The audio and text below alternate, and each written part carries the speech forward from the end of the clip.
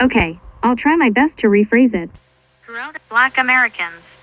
However, some individuals and groups have tried to prevent this progress. Black Americans, such as the Civil Rights Act of 1964, the Voting Rights Act of 1965, and the Fair Housing Act of 1968.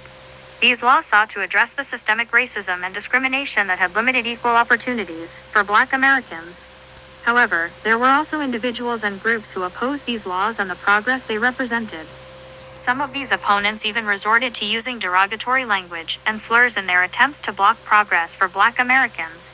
The term "the switch" is often used to refer to the supposed shift of the Democratic and Republican parties' attitudes toward civil rights.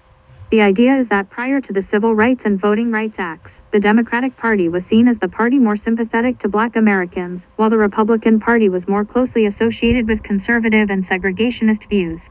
However, after the passage of these landmark laws, some Democrats became disillusioned with their party's stance on civil rights and began to shift their support to the Republican Party. It's important to note that the idea of the switch is not universally accepted among historians and political scientists. While some argue that there was a tangible shift in party attitudes after the 1960s, others argue that the switch is largely a myth and that political coalitions and power dynamics are much more complex than a simple party switch.